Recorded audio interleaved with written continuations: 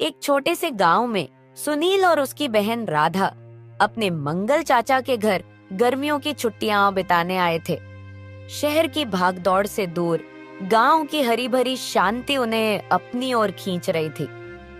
मंगल चाचा का घर गांव के बीचों बीच था, मिट्टी की दीवारों वाला, ऊपर से छप्पर डाला हुआ और सामने एक छोटा सा बरामदा जहां शाम को ठंडी हवा के झोंके आते थे। लेकिन पहले ही दिन सुनील और राधा को लगा कि गांव का माहौल कुछ अजीब सा है। लोगों की चुप्पी और उनके चेहरों पर छाई उदासी कुछ कह रही थी। शाम ढलते ही बरामदे पर बैठकर बातें शुरू हुईं। चाचा, ये गांव तो बड़ा सुकून भरा लगता है। हवा में मिट्टी की खुशबू, दूर कहीं भैंसों की घंटियां और ये सन्नाटा। शहर में तो ऐसा कुछ मिलता ही नहीं। पर एक बात समझ नहीं आई, ये लोग इतने चुपचाप क्यों रहते हैं? कोई हंसता बोलता नहीं, सब अपने में खोए हुए से लगते हैं। सुनील, गांव की शांति बाहर से ही अच्छी लगती है बेटा। जो बाहर से दिखता है वो अंदर का सच नहीं होता। यहाँ की हवा में सुकून है, पर लोगों के दिलों में कुछ ऐसा दबा है जो बाहर नहीं आता। अंदर की बातें मतलब क्या चाचा? कुछ छुपा हुआ है क्या यहाँ? कोई पुरानी कहानी, कोई राज? आप कुछ तो बताइए। हम तो यहाँ नए हैं, हमें क्या पता। कुछ तो है बेटी जो सालों से दबा हुआ है। यहाँ के लोग इसे जानते हैं पर कोई बोलता नहीं, जैसे कोई अनकहा डर हो जो सबके मुंह पर ताला लगा देता है। गांव के पुराने तालाब की बात है सुनील। वो तालाब अब सूख चुका है, पर कहते हैं वहां कुछ ऐसा हुआ था जिसके बाद से लोग उस तरफ जाते ही नहीं। उसकी चर्चा तक करने से कतराते हैं। तालाब वो कहाँ है चाचा? हमें दिखाओ ना। सूखा तालाब तो और भी मजेदार लगता है। क्या पता वहाँ कुछ देखने लायक हो। नहीं बेटी, वहां जाना ठीक नहीं। लोग कहते हैं वहां अजीब अजीब सी आवाजें आती हैं। कभी हवा की सनसनाहट, कभी पानी की छपछप, जबकि पानी तो वहां बचा ही नहीं। मैं नहीं चाहता कि तुम दोनों वहां जाओ। आवाजें? चाचा, ये तो कोई भूत की कहानी लग रही है। आप भी ना हमें डराने की कोशिश कर रहे हैं। सच बताइए ना, क्या हुआ था वहां? कोई ढंग की बात थी या बस अफवाह? ठीक है, सुनो। कई साल पहले एक जमींदार था, बंसीलाल। वो तालाब उसका था। बड़ा रौबीला आदमी था। गांव में उसकी तूती बोलती थी। एक रात वो वहां गया, किसी को नहीं पता क्यों, और फिर कभी लौटा नहीं। सुबह उसकी लाश तालाब के किनारे पड़ी मिली। सच में चाचा? क्या सच में ऐसा होता है या ये बस कहानी है जो लोग डर के मारे बनाते हैं? सच झूठ का पता नहीं बेटा, मैंने तो खुद कुछ नहीं देखा, पर गांव वाले उस तरफ जाने से डरते हैं। कुछ कहते हैं रात को वहां रोने की आवाजें आती हैं, कुछ कहते हैं हवा में साया साया होती है। तुम दोनों भी वहां मत जाना, मेरी बात मानो। मंगल चाचा की बातें सुनकर सुनील और राधा की नींद उड़ गई। रात को चटाई पर लेटे हुए दोनों के दिमाग में वही तालाब घूम रहा था। सुनील को लग रहा था कि ये सब बस एक बढ़ा चढ़ा कर कही गई कहानी है, जबकि राधा को थोड़ा डर भी लग रहा था। अगली सुबह सूरज निकलते ही दोनों की आंखें खुली और चाय की चुस्कियों के बीच वही बात फिर शुरू हो गई। दोपहर में जब मंगल चाचा खेत पर गए तो दोनों ने एक दूसरे को देखा और बिना कुछ कहे योजना बना ली। चल तालाब देखने चलते हैं। चाचा खेत पर हैं, उन्हें पता नहीं चलेगा। मौका अच्छा है। हाँ चल, पर अगर सच में कुछ अजीब हुआ तो? चाचा ने तो मना किया था। क्या करेंगे अगर कुछ हो गया? अरे कुछ नहीं होगा, बस एक पुराना तालाब होगा, सूखा हुआ, पेड़ पौधों से भरा। डरने की क्या बात है?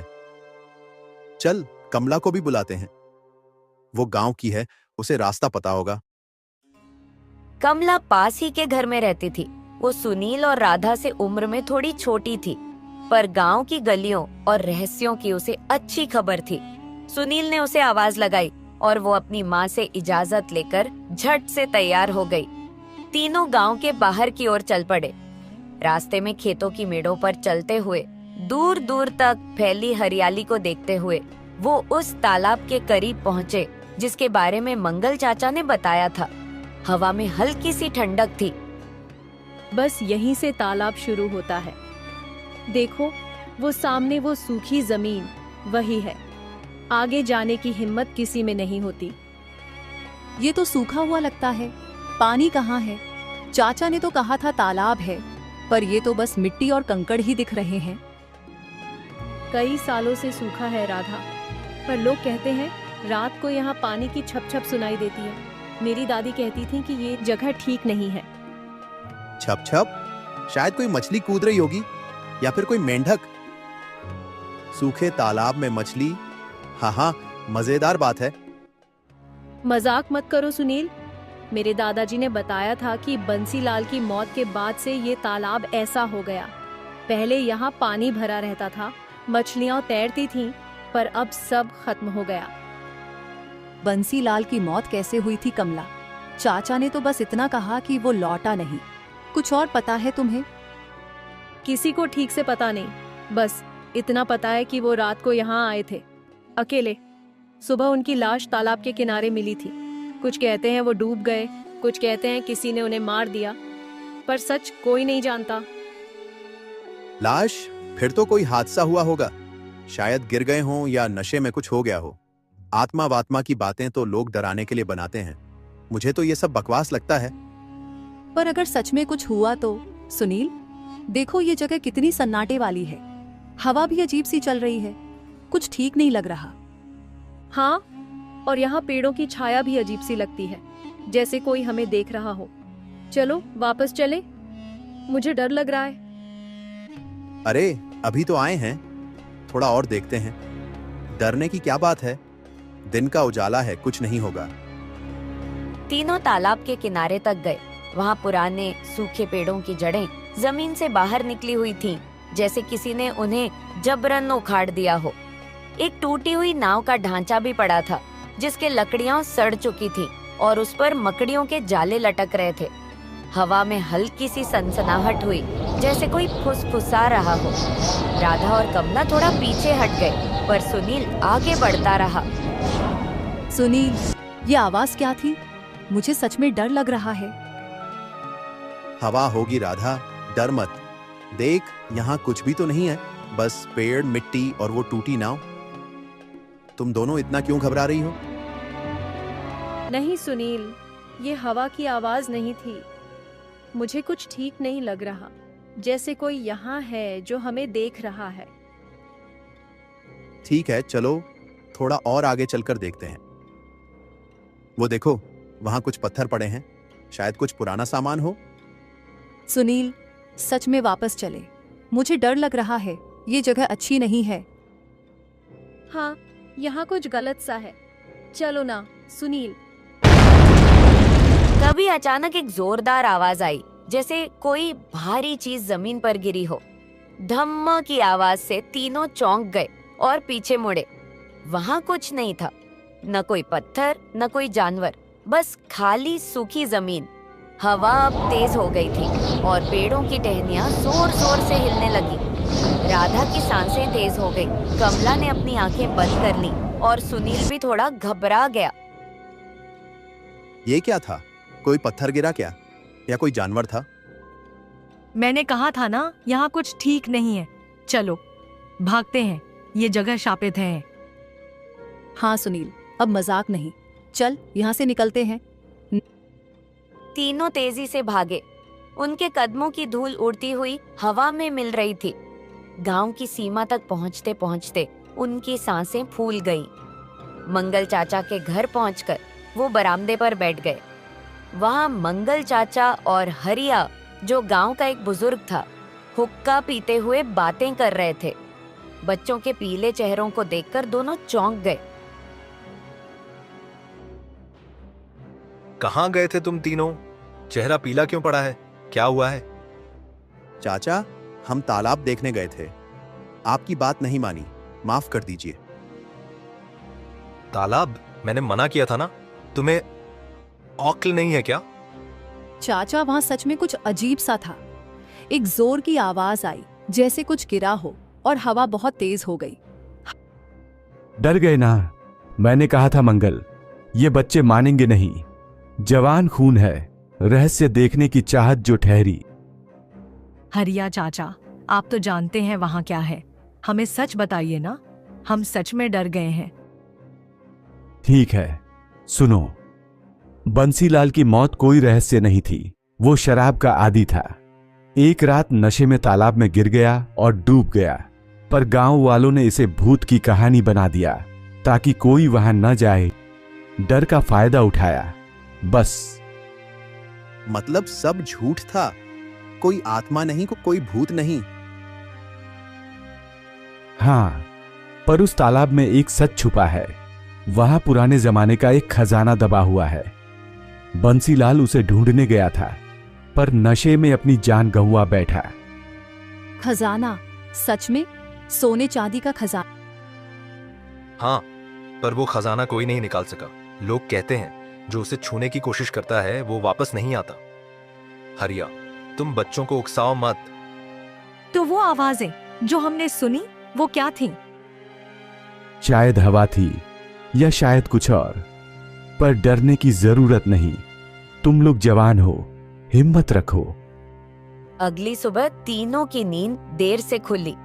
रात की घटना अभी भी उनके दिमाग में घूम रही थी। चाय पीते हुए सुनील ने कहा, अब डर का कोई मतलब नहीं, और खजाने की बात सच है तो उसे ढूंढना चाहिए। राधा और कमला भी तैयार हो गए। उन्होंने सोचा कि सरपंच जी से बात करनी चाहिए, शायद उन्हें कुछ और पता हो। दोपहर में वो सरपंच जी के घर पहुंचे। सरपंच जी, क्या सच में तालाब में खजाना है?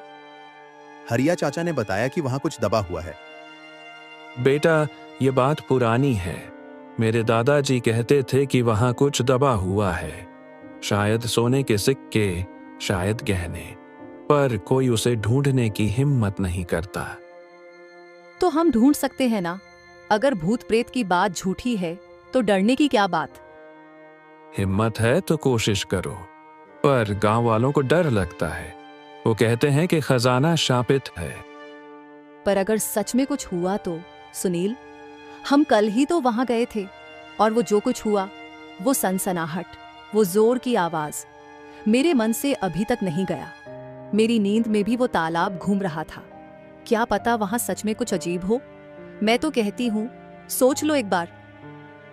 अरे कमला, अब तो पता चल गया कि भूत वूत कुछ नहीं है। वो सब बस हवा का खेल था, या शायद हमारा डर हमें कुछ ज्यादा ही सुनाई दे गया। तू इतना क्यों डर रही है? कल तो हम भागे थे, पर आज मैं कहता हूं चलो एक बार फिर चलते हैं। इस बार डरने की कोई जरूरत नहीं, मैं वादा करता हूं। देख, मैं तो तैयार हूं, तू भी हिम्मत कर। तीनों फिर से तालाब गए। इस बार उनके साथ हरिया और एक नया दोस्त रमेश भी था, जो गांव का शरारती लड़का था। वहां पहुंचकर उन्होंने उस टूटी नाव के पास खुदाई शुरू की। सुनील, अगर खजाना मिल गया तो क्या करेगा? सच में स्कूल बनवाएगा? बस ऐसे ही कह रहा है। मुझे तो लगता है तू कुछ और सोच रहा है। कोई बड़ी तरकीब है क्या? बताना, हम दोस्त हैं। हाँ रमेश, गांव के लिए स्कूल बनवाऊंगा। यहाँ के बच्चे पढ़ें, कुछ बने, शहर की तरह भागदौड़ में न फंसें। मेरे मन में तो यही है, पर तू क्या करेगा बताना? कुछ शरारत का इरादा है क्या? तुझसे तो उम्मीद ही है कि कुछ नया करेगा। मैं तो नई साइकिल लूंगा, चमचमाती हुई, जिसकी घंटी पूरे गांव में गूंजे, और शायद एक रेडियो भी, गाने सुनने के लिए। रात को चौपाल पर बैठकर फिल्मी गाने सुनेंगे। सबको बुलाऊंगा, तू भी आएगा ना? मजा आएगा, सोचकर ही मन खुश हो रहा है। अरे रुक जाओ सब, यहाँ कुछ सख्त सा लग रहा है। देखो, कुछ चमक रहा है, शायद धूप में कोई चीज चमकी हो। सुनील, तू पास आ, जल्दी यहाँ खोदो। कमला, तू भी देख, क्या लगता है ये?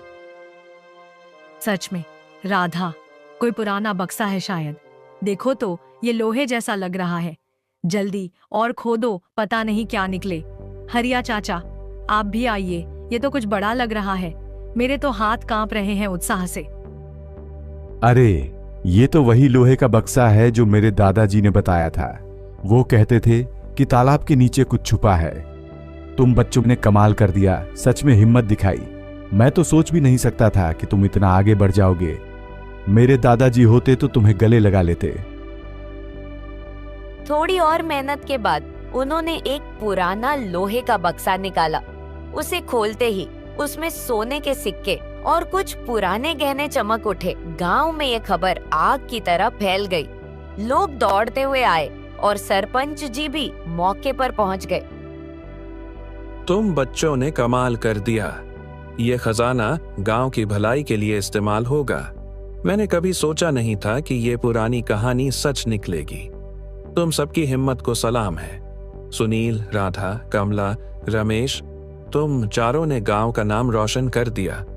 देखा राधा, डरने से कुछ नहीं होता, हिम्मत से काम लेना चाहिए। अगर हम कल डरकर भाग गए होते तो ये दिन न देख पाते। मैं तो कहता हूं जो डरता है वो हारता है। तू भी अब ये बात मान ले। हाँ सुनील, पर अगली बार तू पहले बताना कि खजाना ढूंढने जा रहे हैं। मैं डर के मारे मर ही न जाऊं।